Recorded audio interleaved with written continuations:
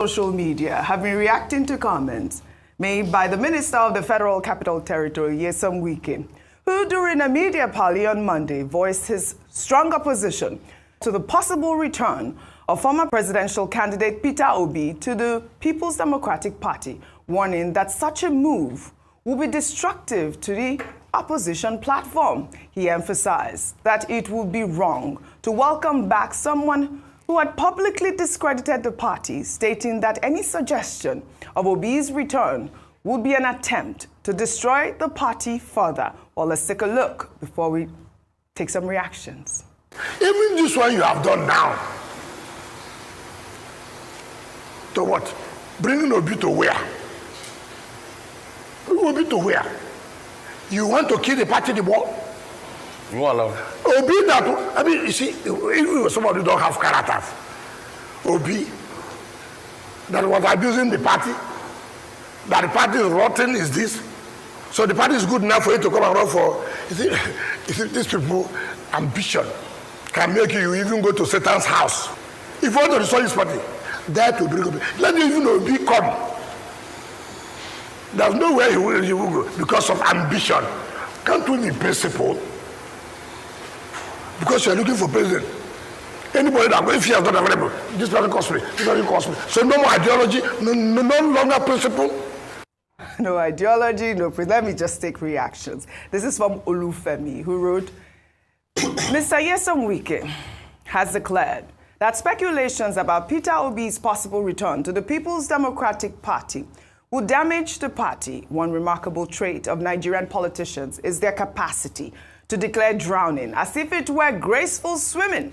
Since 2023, it has been evident that the fear of Peter Obi within the All Progressives Congress forms the very foundation of their political discourse. Wike himself recognizes that should Obi or Jonathan secure the PDP presidential ticket, the APC would face a formidable, perhaps insurmountable contest in 2027. In truth, Obi's candidacy under the PDP would be a greater asset than the relentless maneuvers of Wike, whose conduct appears calculated to render the PDP politically impotent and thereby ease the path for his candidate, President Tinubu, in 2027. Another ex-user wrote, if Wike was genuinely concerned about the PDP's survival, his actions would have been more aligned with supporting the party's official candidate. His actions in this context could be seen as self-serving rather than party-serving. Ultimately, this statement highlights the complexities and often contradictory nature of Nigerian politics, where personal ambition, regional interest, and party loyalty frequently clash. It serves as a stark example of the internal strife that can weaken political parties and influence the outcome of elections. Well, I thought this tweet was quite apt. But you know, Wike also weighed in on the political chatter surrounding former President Goodluck Jonathan. The FCT minister advised Jonathan against participating in the 2027 presidential race, stating that he should continue in his role as a respected international statesman. He claims that the politicians now urging Jonathan to contest are the very same individuals who betrayed him and worked against him during the 2015 elections. You talk about Jonathan. I respect Jonathan very well. I know he judged the role as an elder statesman and somebody the international community respects, and I think he will continue with that. These people who are weighing Jonathan, what is their strength? Are they not the same people who played him game in 2015? Some of these people, I see what I don't like is people who are trying to play to the gallery. You have heard that there's a governor who intends to run. If that governor is true that he intends to run, how would Banana be saying that PDP is waiting for either His Excellency President Goodluck Jonathan, former president, or His Excellency Peter Obi? For Christ's sake, nobody should cause problem for the party. When you cause problem for the party, You now say people are behind this problem. You are the one trying to. How will anybody even contemplate Well, Dr. Abati, you know I'm coming to you. But before I come to you, there's been a lot of talk around whether former President Goodluck Jonathan would even be eligible to run in the next presidential election. Now, a previously unpublished court judgment exclusively obtained by Arise News from a federal high court in Bayelsa State confirms that Jonathan is indeed qualified to contest in 2027. Well, an excerpt of the high court judgment states, and I quote, "I declare that the provisions of Section 137(3) of the Constitution acquired the force of law with effect from the 7th day of June 2018, and same does not have retrospective application. I also declare that the first defendant is not disqualified by the provisions of Section 137(1)(b) and 3 of the Constitution from contesting for election into the office of the President of the Federal Republic of Nigeria in 2023 general elections. Consequently, I enter judgment for the first defendant and all the relief sought by the plaintiffs in their originating summons dated 16th May 2022, but filed 17th May 2022, fail, and are all hereby dismissed." And this was dated 27th May 2022 and signed by Honorable Justice Issa Dasen. Yes, go ahead, Dr. Abati. And we have this judgment at this moment, and it is exclusively obtained from Arise News. We know that as of now, aides of Goodluck Jonathan is still consulting to decide whether to run for president in 2027. Sources close to him even told This Day last night that he has been approached by 3 parties that all want him to contest on their platforms. I'd like for you to just, summarize some of those points, maybe starting with the point Wike was making about those that are pushing Goodluck Jonathan to run. He accused them of being, the people that betrayed him. Well, without prejudice to the fact that Nyesom Wike, as a citizen of Nigeria, as a member of a political party, as a politician, can express his opinions, I think that he is not in a position to be presumptuous and rude on his own part to think that he can dictate options to other players within the same polity. In other words, it does not lie in his mouth to tell Mr. Peter Obi whether or not he should return to the PDP. Even if he expresses that opinion, he cannot go as far as saying that if Peter Obi decides to return to the PDP, then he would destroy the party, because Peter Obi had said previously that the PDP is a rotten political party, on the basis of which he decided in the lead up to the 2023 elections to join the Labour Party. So Nyesom Wike occupying a moral high ground. He does not have the credentials to occupy that moral high ground. He says Peter Obi will come and destroy the PDP. What is he himself doing in the PDP other than destroying the PDP? He talks about character. If it is the issue about character, he cannot be in the right place to talk about character.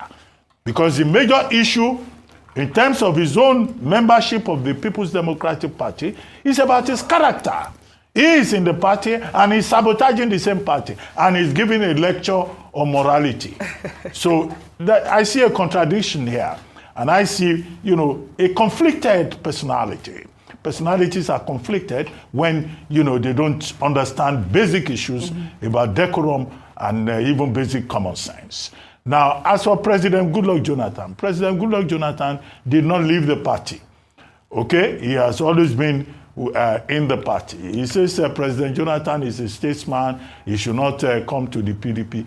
Again, President Jonathan has not spoken on this. Yeah. The people who have spoken are his cousin, Azibaola, and also, Ikechukwu Eze, his media assistant. And they both say, we don't need anybody's advice, whether it's Keyamo or it's Nyesom Wike. And so it's a very fluid situation. But in other words, it's up to the individuals involved to make up their own minds. So let Wike not give lectures presumptuously about choices that other people can make, when he himself does not even listen to advice from other people. So the issue about character that he has raised is about him. All right. What is the second issue? That's the one I actually wanted to comment upon. President Jonathan's eligibility. We had Monday Ubani SAN on this program this morning. We quoted Chidion Dikalu. We quoted Onikepo Braithwaite. And, you know, after a review of all of this by Monday Ubani, the judgment of Justice Dashen of the Federal High Court of Bayelsa, of Yenagoa, Bayelsa State, I think the date is actually 2022 because that ruling was given in the lead-up to the 2023 general elections. However, at issue was Section 1371 and Section 1373 of the 1999 Constitution as amended. The position of the judge is that, look, an amendment of the law by legislative action cannot have retroactive or retrospective effect. That amendment of Section 137 sub 3, having been done in 2018, cannot apply to President Jonathan. Yeah. Two, the fact that President Jonathan was sworn in as a vice president or even as acting president would not apply. We're not under the military dispensation of General Buhari when laws of Nigeria had retrospective effect, and I think Bartholomew Ojulope and 4 others were executed retroactively. This is a democratic dispensation that must operate under the rule of law. However, the point by Onikepo Braithwaite and Professor Odinkalu is that, look, we run a mischievous system. The APC and other interested parties may seek to exploit this if in 2027 or ahead of it, President Jonathan says he wants to run. But President Jonathan has not made any categorical statement. This is a case of people taking, I don't want to promote anybody, taking one medication on behalf of another person. All right. Well, Rufai, in addition to speaking about the 2027 elections, Wike also defended the local government elections held in Rivers State over the weekend. He stated that the polls were conducted within the framework of emergency rule backed by constitutional provisions. Meanwhile, a video posted by lawyer and activist Inibehe F. Young appears to tell a different story. Well, this video shows men thumbprinting ballot papers during the Rivers LGA elections. Well, in a caption to the video, F. Young stated, "This is the sham they perpetrated in Rivers State yesterday. In the name of local government elections, we're not going to end this madness through online opinions or litigation." And you see this video here. Of course, it presents a stark contrast to the minister's defense, fueling public debate and raising serious questions about, the legitimacy and transparency of the polls. This video, of course, has been trending since the weekend after the elections. Rufai on fire. Anyway, when I heard the defense of what happened in Obiakpo and other parts in the local government elections, it was like a kindergarten trying to solve simultaneous equation. It's not possible. And it smacks of the hypocrisy of our democratic process. And like Fela says, is this democracy or demonstration of Chris? I think Nigeria has entered into the full-blown era of demonstration of Chris. It's no longer democracy we practice. See the argument they gave. See, go and check. Empirical statistics say Nigeria has 27% vote at turnout, average 27% vote at turnout. They claim in Obiakpo that they have 660,000 registered voters. See, and what they are claiming is that half of that 660,000 registered voters came out and they voted for the person that turned out to be the winner. In a country where there's high voter apathy, where it's over about 27%, remind me of any elections in recent time where we've gotten 50% voter turnout. So they claim that 660,000 people, 382,000 or 328,000 people out of that 660,000 people came out and they voted. So we saw the for one person in Obiakpo, and we are seeing videos, and we saw the streets of Obiakpo very empty. Very, very empty. And we are now seeing this video like this, and you see, they make the argument and they excite themselves. And I look at people like that make the argument for them. That hope when they do it against them, they will not complain.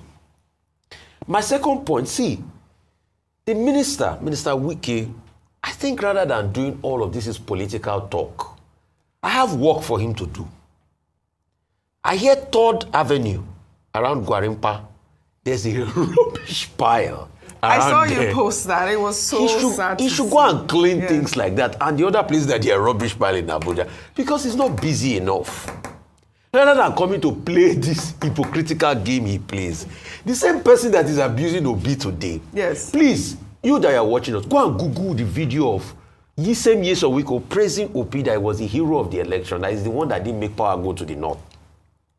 That if he didn't come out, that is the hero of the election. He was praising him to high heaven. Yes, we saw that. We took it the same Peter Obi, Nyesom Wike that is saying Peter Obi distorted the party.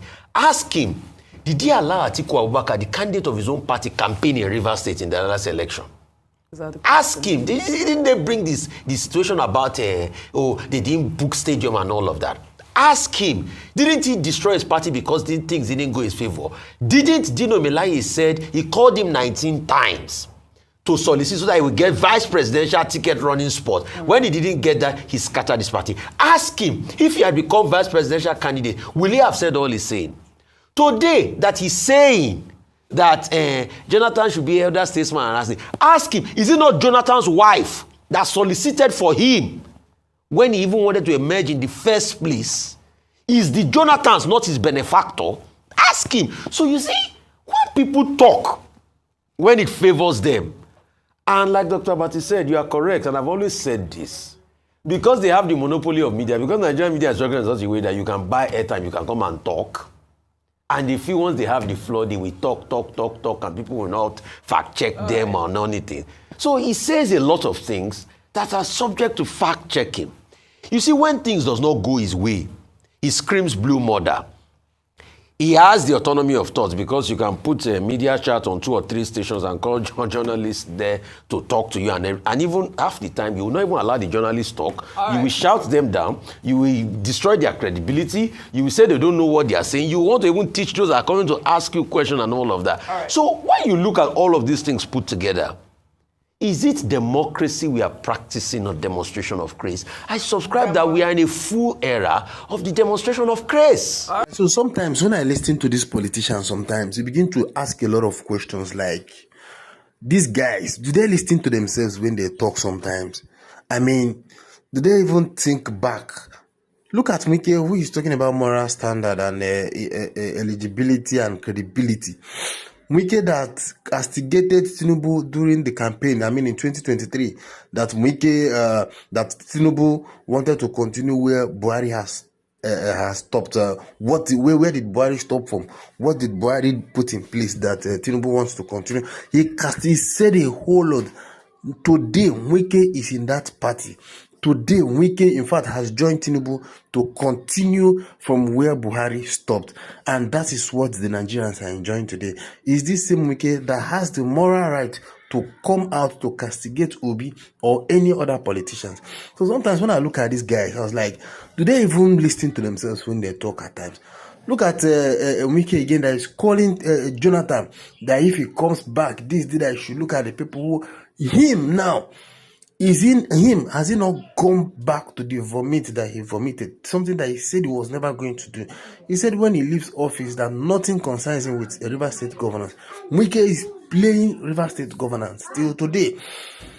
Which one will he talk about and which one are we not going to talk about? Sometimes when you listen to these guys, that's why anyway, I'm not part of those persons that will listen to them and then I'll get confused. I wouldn't know my right. Share your opinion with us. Let's know what you think.